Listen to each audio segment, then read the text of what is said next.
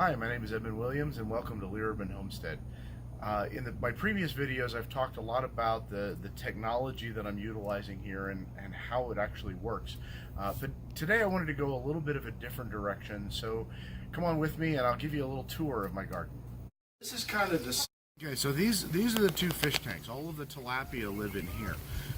When the pump from the pond turns on, it runs up through this pipe, comes out. Right now I've just got it split in a two-way. Eventually I'm hoping to get it set up so that it flows each tank individually, but right now it's just flowing with these two tanks together.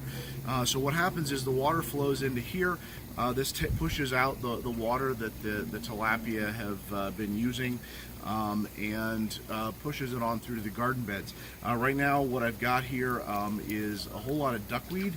My tilapia are still pretty young, so right now that's their primary food source. I also have, this is water spinach. It floats on the surface of the water.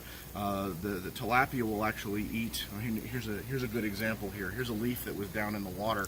The tilapia have eaten off about half of it because it's a pretty good food source for them. They also eat the roots of the water spinach and kind of keep that going.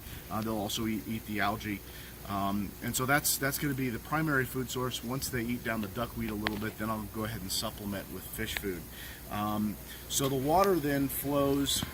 As the water flows into here, the water level rises and it comes up to here through this pipe, and then it just, as it gets up to this level, it comes up and it flows over the top. Okay, so once the water flows down the pipe here, it flows into this little open area. I actually just recently emptied this, but this is basically a compost bin. I actually, if you dig down into the water, I've got some building soil here. I put a lot of plant waste in here as I take trimmings off of plants or pull out plants that are finished. The plant waste goes in here.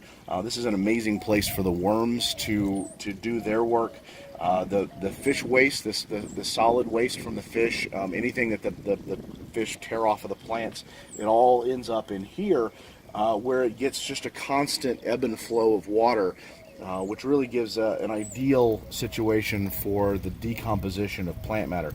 It also sort of turns the water into kind of a weak compost tea. And loads it full of really good nutrients that, in addition to the fish waste, as it's going to flow through the garden here. Okay, so once the water flows in here, the garden bed here has a slope on it. So the water is going to flow through the soil in the garden here, from the high side down to the low side. Now the water will actually kind of flow along the bottom, but it wicks up into the root zone of the plants, where the plants can actually get into the nutrients and get what they need out of it. So it flows down here all the way down to this side, and you can kind of see how the level compared to me is dropping to this side right here. This area right here is the drain. So I've got another barrier right here that allows me to filter out the organic waste. Any particulate matter that the soil would be putting in is gonna stay in the garden bed because of this filter. And I've got it all, the entire width of it here. From here it comes in, drains down, and I have a little drain in the bottom of this that comes down to the bottom. So one of the other things that's nice is because of the structure of the bulkhead fitting, it keeps about a ½ an inch of water in here at all times. And it makes it a really good spot for sprouting seeds. I get a nice tall pot, set the pot down into the water. Right now I've got a couple of sweet potato plants that are almost ready to plant. And then I've got some pepper seedlings that I'm trying to sprout here.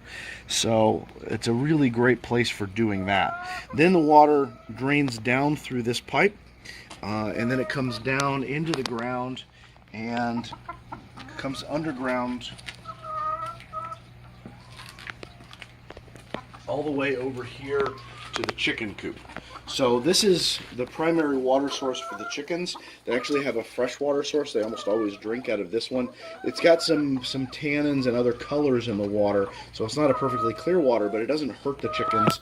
And if anything, it probably helps their immune system a little bit. So the water from the garden flows in to the chicken water and then flows through, kind of keeps it fresh. Chickens are really messy about their water, so it just keeps the water fresh, and then it flows out, and then it flows along back around to the back down to the pond here. Okay, so last time I filmed a video, I was just starting to build this garden. The reason it's been so long since I've had any videos is I actually got this one built, we got it planted. It's actually coming up really, really well. So this bed works pretty well, the same as the first one, except that it's longer. So again, the water flows in from here, flows through the soil, comes all the way down through here, flows down to the end there, and on out. Again, draining back to the same sump tank. In terms of the plants, what I do with this garden is I go really, really intensively planting it. So I have a lot of different plants growing all in the same space. Sometimes I get some that are a little bit struggle, but for the most part, they tend to do really, really well. So just showing you what I got here. I've got some dill that's sort of coming towards the end of its life here, but I've still got a lot of it. I've got a bunch of alfalfa. This is what we feed the chickens. Romanesco. I've got my green beans that are coming up. And I've got a bunch of kale, which is actually shorter than you would think just because I keep eating it. Then I've got some kohlrabi here. I've got a couple of different flowers. I've got marigolds mixed in. And I've got, so over here I've got Swiss chard, I've got green onions, I've got chamomile, we've got a couple of squash plants coming up. So here's a nice, these are all summer squash in this bed. I've got a little lone tomato here. I think there's actually another one in here somewhere. Then I've got, getting into the beets and some red onions, another squash. I've got, these are some watermelons. I've got a couple of them right along the edge here. As they grow, they'll come up and they'll trail over the edge there. Then I've got some more onions. Then this is a sunchoke.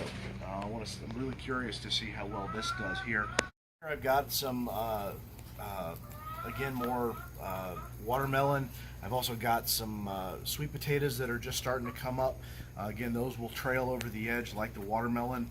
I've got a cucumber here. I've got a little snacking pepper right there. The lettuce is all going to seed, but I'm just going to let it go to seed and reseed itself.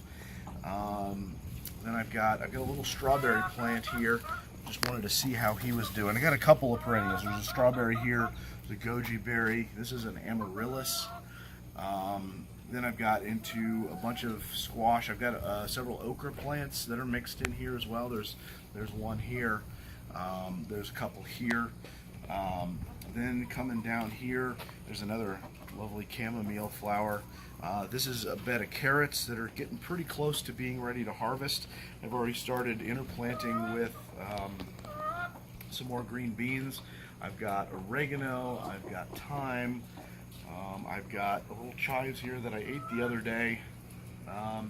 And so, as you can see, I've got just a whole bunch of different plants growing. And if you look right up in here, the soil, this is all just, it's all rich organic soil that's pretty much been growing itself. I've got worms in here, I've got mushrooms in here, I got all kinds of good stuff that's really making the soil in place. Over here in this area, I'm trying the potato tower method, where I've been growing the potatoes and filling the soil up as we go. I'm pretty much up to the top. The potatoes are kind of dying back on me a little bit. I'm not entirely sure why, but it's something I'll keep experimenting with. Some of them are obviously still pretty happy. Some of them are still growing but aren't quite as green as they were. We had a couple die off in here, so as I get those sweet potato vines ready to plant, which will probably be tonight, at least for one of them, I'll put one of the sweet potato vines in here. Past experience is that they do really well in this sort of a system, so it'll probably fill this whole area with sweet potatoes. Moving over to here, this is where I've got peppers and tomatoes. So I've got peppers here. These are sweet peppers. Knowing that peppers like a little bit of dappled shade, I've got some okra plants that are coming up. When these things start doing pretty well, they'll come up and they'll get nice and tall and get a little bit of dappled shade onto the pepper plants. Then I've got the tomato plants, which there's also some sunflowers along the edge here, again to help give a little bit of shade there. So I've got different varieties. So this is Early Girl, this is cherry tomatoes, this one's what's known as a heat master, and then a couple of other varieties here. I've got a basil mixed in because basil and tomatoes tend to do pretty well together. And then I've got my spicy peppers over here that are still getting kind of settled in a little. They look a little pathetic, but they're growing pretty well. Again, with the okra, here's a nice okra here on the sides. And then I get into this area here is okra and peanuts. So the idea is that the okra will grow up and give some nice tall upper story. The peanuts will kind of vine along the ground a little bit more. So these are the peanut plants here.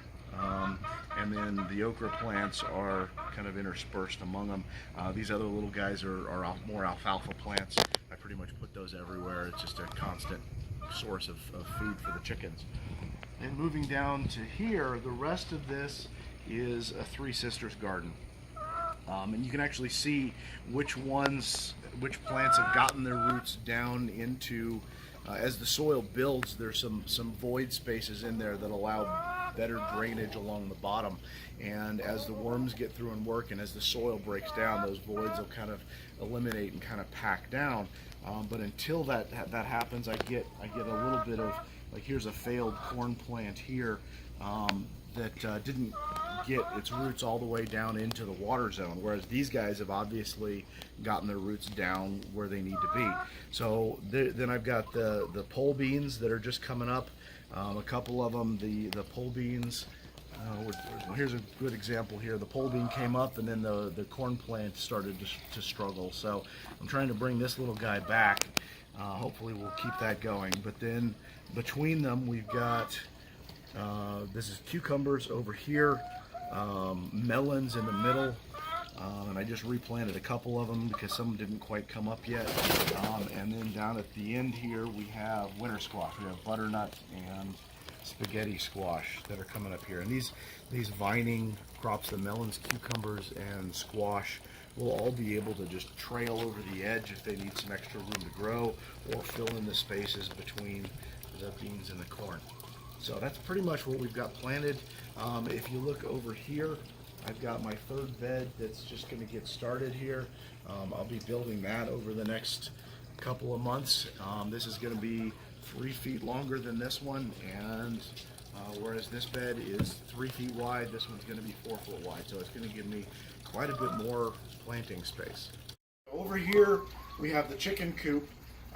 All of the other woodwork I built myself. This one I actually bought a kit because I really like it. And it's a little small for the chickens that we've got, but that's fine because they've got a nice big run. So over here is the nesting box where they lay the eggs. Then right over here, these 3 slats actually come out. And I've got a little hole dug into the ground here where I drop kitchen scraps and weeds and stuff like that for them, so that they can have treats. There, don't fight me. Don't fight me. They're mad at me right now because I just opened up their snack bin and didn't give them any snacks. So the chicken run continues up under here, and then if you look along the edge of the garden, continues all the way under the garden. So over here we've got an access point here. So this is where we keep their food. It's a pretty big hopper. I only have to fill it every couple, 2 to 3 weeks. So I don't actually have to get up under here very much. They've also got a freshwater source, the bucket down up under here, that's fed by a 1/4-inch irrigation tubing. It just keeps it topped off for me with another float valve. And then the chicken run goes all the way up under the tanks Eventually, I'll get it built up under the other beds as I build them out, and that'll give them a lot of room to roam. But it'll also give me, with the other beds, I'll be able to shut them off and let the grass grow back, and then let them in there, and then let the grass grow back, and kind of have a little bit of a grazing system there. Let the plants recover from the chickens. So. Thanks for joining me today for the quick garden tour. I know it's not a terribly big garden, but I do have a lot going on here. I'm continuing to build, we're continuing to grow, so stay tuned, and we'll keep posting updates, and we'll keep talking about the different pieces of this garden and how it all fits together. Thanks for joining us.